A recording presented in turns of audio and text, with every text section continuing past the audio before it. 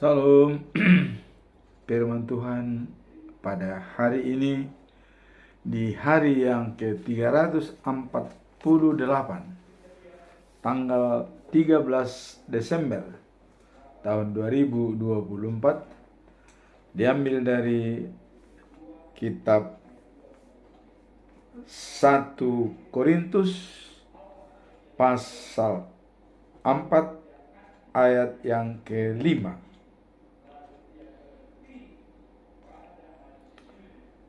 Dengan perikop,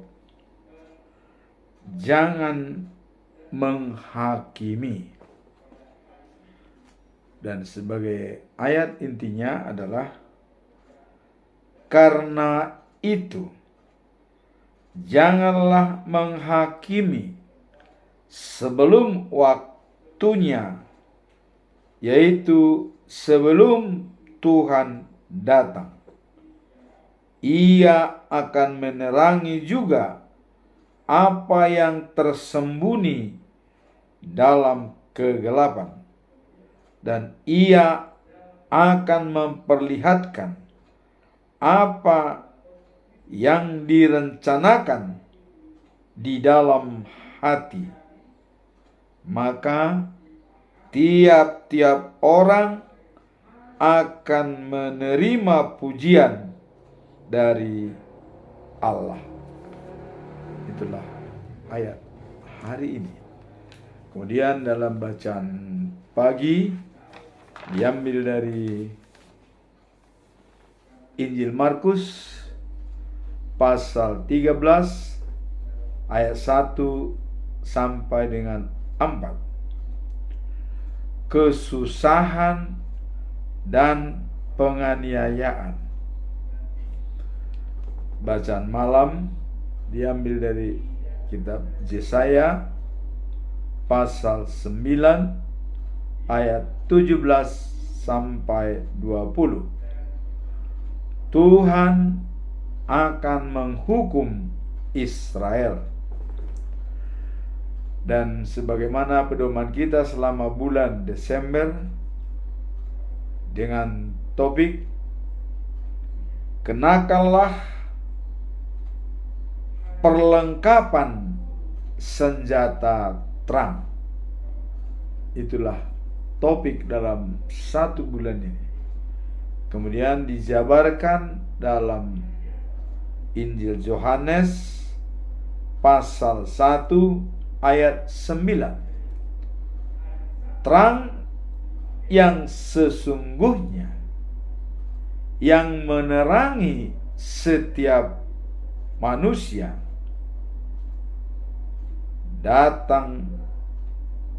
sedang datang ke dunia.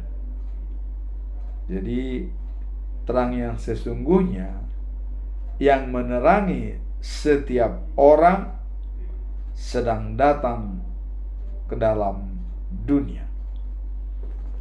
Itulah pedoman kita dalam bulan Desember. Dan kita coba melihat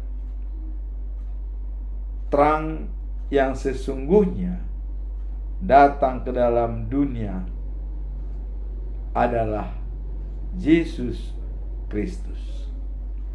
Dan itu sudah difirmankan oleh Tuhan Allah bahwa begitu besar kasih Allah akan dunia ini, Dia mengaruniakan anaknya yang tunggal,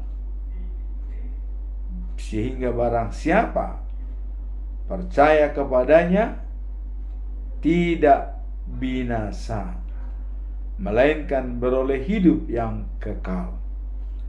Tidak binasa dan beroleh hidup.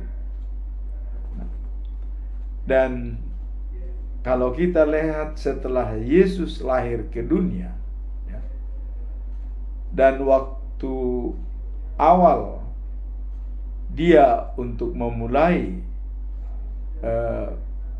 pengajaran kepada murid-murid dan semua pengikut-pengikutnya, setelah Dia dibaptis di sungai Yordan, baptisan kudus oleh Yohanes Pembaptis. Dan pada saat itulah dia dinyatakan oleh Allah sebagai anaknya, dan kepadanya dia berkenaan. Tertulis di dalam Matius pasal 3 ayat 17, yang setelah Yesus keluar dari air baptisan, langit terbuka dan ada Roh Allah yang turun dari surga berbentuk merpati hinggap di atas Yesus. Dan dengan demikian suara nyaring dari surga mengatakan, inilah anak kesayanganku yang kukasihi, kepadanya aku berkenaan. Jadi sudah dinyatakan oleh Allah kalau Allah berkenaan kepada Yesus, sehingga apa yang dikerjakan oleh Yesus di dunia ini tentu adalah atas pekerjaan Tuhan Allah, karena Allah sudah berkenan kepada Yesus. Nah, kemudian implementasi terang, dan selanjutnya Yesus menyatakan kepada pengikut-pengikut dan juga murid-muridnya di dalam Injil Matius pasal 8 ayat 12. Yesus berkata, akulah terang, dan barang siapa mengikuti aku tidak akan berjalan di dalam kegelapan, melainkan mempunyai terang kehidupan. Jadi artinya terang kehidupan ini bahwa Yesus juga adalah sebagai kehidupan bagi umat manusia. Nah, kalau kita melihat pernyataan daripada Yesus waktu dia bersama dengan murid-muridnya, dengan menjelaskan bahwa waktu Israel di Gunung Sinai, dia dikirim oleh Allah dari surga manna atau roti untuk memberi kehidupan kepada bangsa Israel. Dan itu bukan karena usaha Musa, bukan. Tetapi itu adalah karena Allah memberikan langsung dari surga manna dan roti. Itulah maka dikatakan Allah sebagai sumber kehidupan. Nah sekarang sumber kehidupan itu telah datang ke dunia, yaitu Yesus. Maka Yesus menyatakan dengan terus terang kepada pengikutnya dan juga kepada semua umat manusia. Dikatakan di dalam Yohanes pasal 6 ayat 35.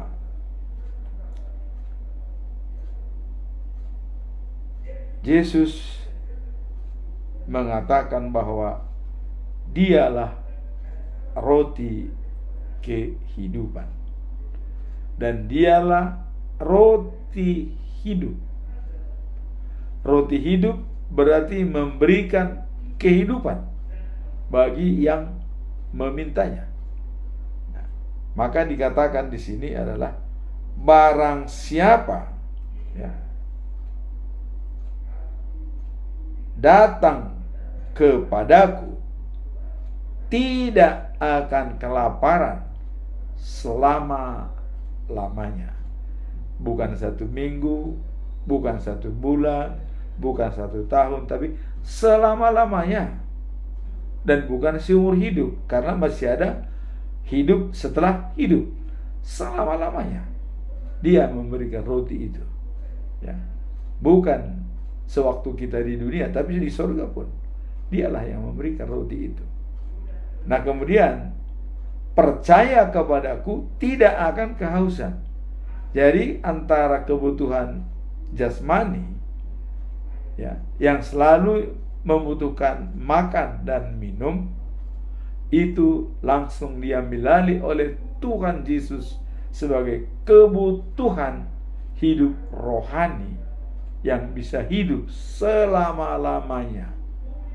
Tidak akan lapar, tidak akan haus. Itulah jaminan dari Yesus. Nah, setelah ini semua diberitahukan oleh Yesus, pada waktu Yesus mau naik ke surga, pembicaraan terakhir dengan murid-muridnya, Yesus mengatakan, "Akulah jalan, kebenaran, dan hidup. Tidak ada seorang pun yang sampai ke Bapa tanpa melalui aku." Sebagaimana kita ulas dalam kemarin, mengapa ada kata-kata akulah jalan? Karena Thomas mendengar waktu Yesus, saya akan berangkat naik ke surga untuk menyediakan tempat bagi kalian. Nah, Thomas bertanya, bagaimana jalan ke sana? Ditanya oleh Thomas. Maka Yesus menjawab, akulah jalan, kebenaran, dan hidup. Tanpa melalui aku, tidak ada seorang pun yang sampai ke Bapa. Nah, ini dicoba dianalisa oleh Filipus. Loh, tanpa Yesus tidak ada sampai kepada Bapa. Datang Filipus. Di mana Bapa itu? Tunjukkanlah kepada kami supaya kami puas, kata Filipus. Yesus menjawab, Filipus, kau sudah berapa lama bersama dengan aku, tapi mengapa kamu masih belum mengerti sampai sekarang? Bahkan bertanya, di mana Bapa? Yesus menjelaskan dengan gamblang bahwa melihat Bapa sama dengan melihat aku. Melihat Bapa sama dengan melihat Yesus. Berarti Bapa sama dengan Yesus. Jelas. Dan setelah itu diperkuat lagi, percayalah katanya. Percayalah kalian. Aku bersama dengan Bapa dan Bapa bersama dengan aku. Sudah. Jadi sudah jelas mengatakan bahwa Yesus sendiri adalah sebagai Bapa. Dialah Bapa, Dia Allah. Ya. Yesus sebagai Tuhan. Dan dalam kebenaran firman juga dikatakan bahwa Yesus adalah Tuhan. Itulah kebenaran firman. Kalau ada yang mengatakan Yesus bukan Tuhan, itu bukan kebenaran firman. Itu tidak sesuai dengan Alkitab. Tapi yang sesuai dengan Alkitab dan kebenaran firman adalah Yesus sama dengan Allah. Dalam Yohanes 1 ayat 1 dikatakan, pada mulanya adalah firman. Firman itu bersama dengan Allah. Allah adalah firman.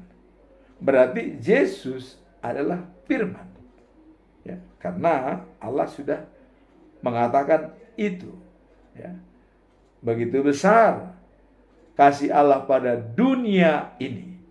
Dia mengirimkan anaknya yang tunggal. Supaya barang siapa percaya kepadanya tidak binasa, melainkan beroleh hidup yang kekal.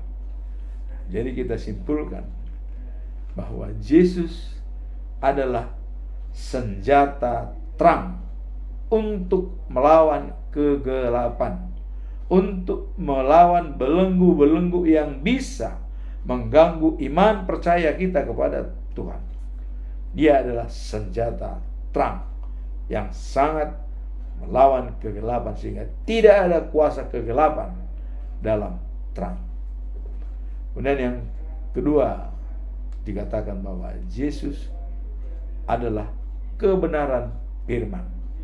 kebenaran firman di sini adalah bahwa Yesus sama dengan Tuhan, sama dengan Allah, sama dengan Bapa. Dikatakan, melihat aku sama dengan melihat Bapa. Aku bersatu dengan Bapa, Bapa bersama dengan aku. Jadi jelas Yesus adalah Tuhan. Itulah kebenaran firman yang hakiki. Nah, kemudian dikatakan, untuk menuju surga, akulah jalan. Tidak ada seorang pun sampai kepada Bapa tanpa melalui aku. Jadi dalam hal ini, kalau terang dunia itu sudah datang ke dunia, itulah sesuatunya yang harus kita sembah sebagai terang Allah. Kemudian terakhir dikatakan bahwa akulah roti kehidupan yang memberi kehidupan selama-lamanya. Datang kepadaku tidak akan kelaparan lagi sampai selama-lamanya. Percaya kepadaku tidak akan kehausan sampai selama-lamanya. Maka datang terang dunia ke dunia ini adalah Yesus Kristus. Datanglah kepadanya dan percaya kepadanya, maka jaminan bagi kita adalah hidup yang kekal selama-lamanya. The News of Jerusalem. Sekarang kita masuk dalam perikop hari ini yang diambil dari 1 Korintus pasal 4 ayat yang kelima. Jangan menghakimi. Apa makna dan pesan moral dari ayat tersebut? Ya. Nah, karena itu janganlah kamu menghakimi sebelum waktunya sampai Tuhan datang. Ia akan menerangi segala sesuatu yang tersembunyi dalam kegelapan. Artinya yang belum kelihatan itu akan diterangi oleh Yesus. Yang belum percaya akan menjadi percaya kepada Yesus karena dia sudah datang. Nah, dan akan memperlihatkan, ya, kepada manusia, ya, dan berkenanlah pujian tiap orang dari Allah. Jadi untuk manusia itu bisa mendapat pujian dari Allah karena kesetiaan dan ketaatan kepada Tuhan Allah. Ayat ini mengingatkan kita untuk tidak terburu-buru dalam memberikan penilaian terhadap orang lain sebelum waktu yang ditentukan oleh Tuhan. Jadi kita belum tahu bagaimana nasib orang tersebut. Seperti kemarin datang disebut sebagai domba di sebelah kanan Yesus dan kambing di sebelah kiri. Mereka sama-sama datang. Dan sebelum ada penghakiman dari Tuhan Allah, jangan kita membuat sesuatu penghakiman terhadap mereka. Inilah yang dimaksud dengan pada ayat ini. Nah, dalam konteks ini kita diajarkan untuk bersabar dan menyadari bahwa hanya Tuhan yang dapat mengungkapkan kebenaran dan niat hati mendorong kita untuk lebih fokus pada tindakan kasih dan keadilan serta tidak terjebak dalam penghakiman yang mungkin tidak adil. Sekarang kita lihat apa makna daripada perikop ini. makna perikop ini adalah sabar menunggu keputusan-keputusan Tuhan yang adil. Kita harus sabar menunggu apa keputusan Tuhan, sehingga kita tidak terjebak dalam penilaian yang bisa ketidakadilan. Jadi harap sabar menunggu keputusan Tuhan. Nah, kemudian pesan moral dari ayat ini adalah tidak mudah menghakimi, dan lebih cenderung kita berkaca pada diri sendiri. Who am I?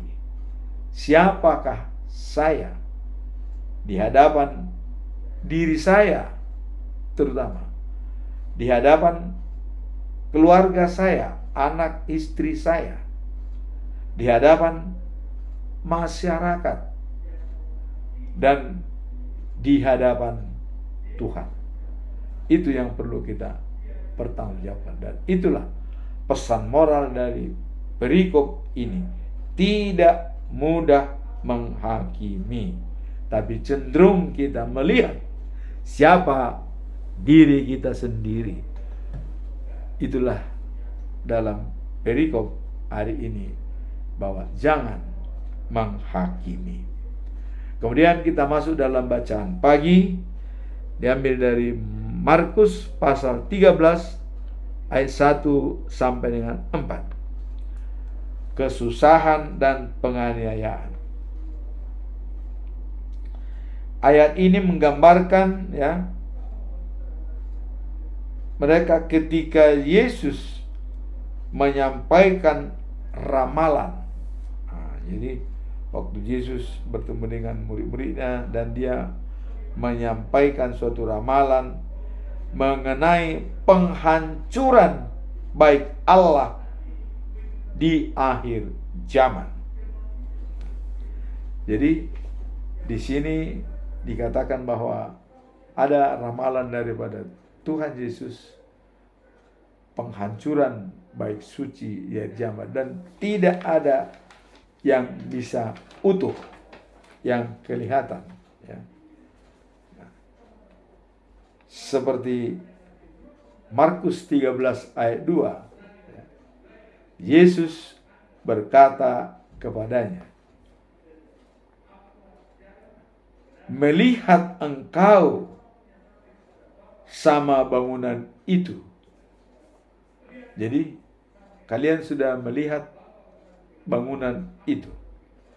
Sesungguhnya tidak ada satu batu pun diam di atas yang dibiarkan terletak di atas batu lain. Semuanya akan dirontokkan. Baik suci yang begitu berdiri megahnya, bangunan yang sangat megah akan hancur. Tidak ada satu batu pun yang bisa kelihatan masih bertindih di atas batu Nah, ayat ini mengingatkan kita bahwa segala sesuatu yang terlihat megah, baik kita lihat ada gedung-gedung, harta, kekayaan seseorang bahwa segala sesuatu yang tidak megah dan permanen di dunia ini. Jadi kelihatan megah dan permanen di dunia ini, termasuk segala sesuatunya yang baik. Allah yang penuh keindahan akan mengalami kehancuran. Jadi baik Allah, termasuk baik Allah yang penuh keindahan, baik suci, akan mengalami kehancuran. Jadi bangunan-bangunan megah, dan juga baik Allah yang sangat indah dan memukai, itu akan mengalami kehancuran. Hal ini menekankan fokus kita sekarang, ya, bukan pada harta benda yang sementara. Jadi fokus kita bukan pada harta benda yang sementara itu, yang kelihatan itu. Bukan.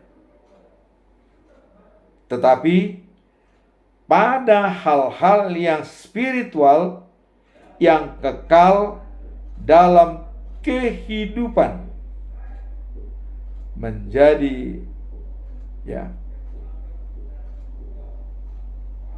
pedoman bagi kita untuk mengingat bahwa hubungan kepada Tuhan dan sesama adalah merupakan prioritas yang pertama, dan akan bisa bertahan lebih lama dibandingkan dengan hal-hal dunia. Nah, jadi di sini ditekankan bahwa hubungan kepada Tuhan dan sesama manusia itu lebih bertahan dibandingkan hal-hal duniawi. Jadi kalau dikatakan bahwa dalam perikop ini bahwa kesusahan dan penganiayaan, itulah Yesus mengatakan tidak ada yang bisa bertahan, semuanya akan hancur, akan habis. Bagaimanapun hebatnya, bagaimanapun megah, bahkan baik suci sekalipun, maka diharapkan kita supaya fokus pada hal yang spiritual yang bisa abadi, dan itu bisa dilihat dari hubungan kita dengan Tuhan dan manusia. Itulah yang lebih kekal dan lebih bertahan dibanding duniawi. Ini yang mau dikatakan oleh Yesus. Nah, kemudian apa makna dari perikop ini? Mari kita lihat. Makna daripada perikop ini adalah semuanya pasti berlalu. Bagaimanapun megahnya, bahkan bumi ini pun, bumi yang sudah kokoh, yang sudah bertahan hebat, ini pun akan lenyap. Jadi sedangkan bangunan begitu megahnya pun, dan apalagi bumi bisa lenyap, tentu inilah yang dikatakan tidak ada yang bertahan, pasti berlalu. Semuanya pasti berlalu. Bagaimanapun megahnya, bahkan bumi pun lenyap. Kalau kita lihat dalam Wahyu pasal 21 ayat pertama, bumi dan langit yang baru, sehingga bumi dan langit yang lama hilang, lenyap, apalagi bangunan di dalamnya. Jadi inilah dikatakan, jadi makna perikop ini adalah semuanya pasti berlalu. Bagaimanapun megahnya, bahkan bumi pun lenyap. Kemudian apa pesan moral daripada perikop ini? Pesan moral perikop ini adalah fokus kita bukan pada harta benda yang sementara. Harta benda yang sementara, bukan itu fokus kita. Tetapi pada hal-hal spiritual yang kekal, life after life. Jadi fokus kita bukan hal-hal benda yang sementara, tetapi hal-hal yang spiritual ya, dan kekal, life after life. Apa itu? Kehidupan setelah hidup sekarang. Itulah di The News of Jerusalem. Setelah langit baru diciptakan, bumi baru diciptakan, dan langit yang lama dan bumi yang lama dilenyapkan, dibentuklah Jerusalem yang baru. Dan kita lebih fokus pada kesana. Bukan hal-hal yang sementara di dunia ini. Karena semua apa yang di dunia ini berlalu. Bagaimanapun kokohnya, umur manusia pasti akan berakhir. Tidak selamanya. Tapi kehidupan setelah hidup, itulah yang selama-lamanya kekal dan abadi. Nah, sekarang kita masuk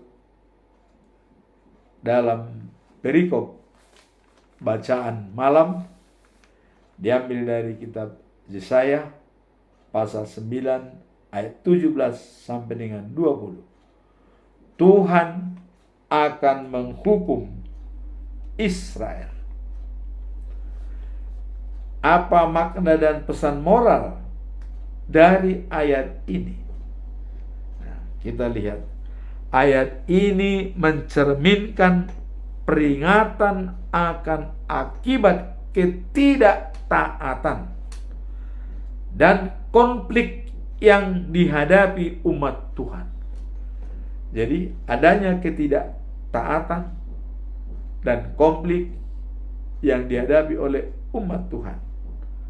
Nah, dalam konteks ini Allah menunjukkan bahwa saat umat memilih untuk menjauh darinya, nah, jadi pada saat umat memilih menjauh darinya, ya, konsekuensi yang berat akan datang, ya,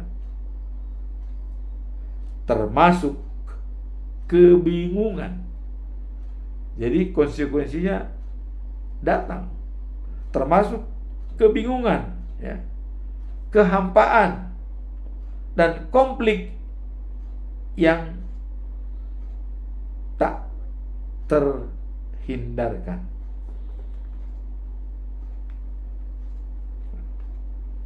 Nah, kemudian mengapa Yesaya, ya, menggambarkan keadaan masyarakat yang, ya, terperintah dalam kebingungan atau yang terjebak dalam kebingungan dan pertikaian. Masing-masing merasa lebih puas dan tenang satu sama lain. Mereka tidak hanya mengalami kesulitan dalam hidup pribadi, tetapi juga dalam interaksi sosial mereka yang diilustrasikan dengan keadaan mereka yang saling memakan, ya. Jadi mereka sendiri saling memakan, artinya saling merajalela dan membunuh, dan terjadi kepanikan dan kebingungan sosial. Mau kemana akan dinyatakan. Kalau kita lihat dalam ayat 17 sampai 20, ya, adalah sebagai berikut. Kita coba baca dalam bahasa Indonesia sehari-hari. Kabar baik, ya, dalam ayat 17 dikatakan bahwa bangsa itu sudah murtad dan bejat, dan semua perkataan mereka jahat. Sebab itu di antara para pemuda tak seorang pun diluputkan Tuhan. Ia tidak mengasihani para janda dan yatim piatu, tetapi Tuhan masih marah dan tetap menghukum. 18. Kejahatan bangsa itu membakar seperti api yang memusnahkan semak belukar berduri. Nyalanya seperti buah terbakar, seperti hutan terbakar yang mengepulkan asap. Tuhan yang Maha Kuasa marah dan hukumannya seperti api yang berkobar-kobar, dan bangsa itu adalah bahan bakarnya yang dihabiskan. Tak seorang pun mengasihani saudaranya. Di seluruh negeri itu orang merenggut dan makan apa saja yang dapat dimakan, tapi tidak merasa kenyang. Bahkan mereka makan rekan-rekan mereka sendiri. Itulah dikatakan mereka makan rekan-rekan mereka. Nah, jadi dengan mereka tidak hanya mengalami kesulitan dalam hidup pribadi, tetapi juga dalam interaksi sosial mereka yang diilustrasikan dengan keadaan mereka yang saling memakan karena tidak ada lagi makanan. Itulah bejatnya bangsa Israel, ketidaktaatan mereka kepada Tuhan. Hukuman akan datang. Sekarang apa makna dan pesan moral dari perikop ini? Adapun makna daripada perikop ini kita lihat ialah adanya ketidaktaatan kepada Tuhan dapat membawa pada konsekuensi dramatis dalam kehidupan sosial dan spiritual umat. Jadi dengan ketidaktaatan tersebut itu akan membawa konsekuensi terhadap kehidupan sosial dan spiritualitas umat. Ketika masyarakat menjauh dari Tuhan, jadi pada waktu mereka menjauh dari Tuhan atau kita menjauh dari Tuhan, maka terperosok dalam ketidakpuasan dan konflik yang tidak berkesudahan. Hubungan sesama kurang harmonis. Itulah akibatnya ketidaktaatan dan apabila menjauh dari Tuhan, dan konflik yang tidak terhindarkan dan tidak berkesudahan, dan hubungan sesama juga semakin tidak harmonis. Nah, itu tadi adalah saling makan karena tidak ada lagi makanan, orang pun dimakan katanya. Nah, inilah pesan moral daripada perikop ini. Ketidaktaatan kepada Tuhan dapat membawa konsekuensi dramatis dalam kehidupan sosial dan spiritual umat. Inilah makna daripada perikop ini. Nah, kemudian apa pesan moral yang mau kita ambil dari perikop ini? Pesan moral adalah pentingnya membangun dan mempertahankan hubungan yang baik dengan Tuhan agar terhindar dari kehampaan, kekacauan, dan kebingungan. Jadi pesan moralnya adalah pentingnya membangun dan mempertahankan hubungan yang baik dengan Tuhan dan juga sesama agar terhindar dari kebingungan, kekosongan, dan juga kekacauan. Inilah pesan daripada perikop hari ini. Dan yang perlu kita pegang dalam hal ini adalah fokus kita bukan pada harta benda yang sementara yang akan berakhir, tetapi pada hal-hal yang spiritual yang kekal, life after life, hidup setelah kehidupan sekarang. Dan apa yang bisa kita jalankan dalam hidup kita agar kita bisa mengikuti apa yang dikatakan oleh firman Tuhan. Pelayanan pada Tuhan dan sesama adalah investasi yang akan bertahan dibandingkan dengan duniawi. Jadi kita harus membangun investasi yang bertahan, yang bisa abadi, membangun hubungan dengan Tuhan dan manusia dibandingkan dengan duniawi.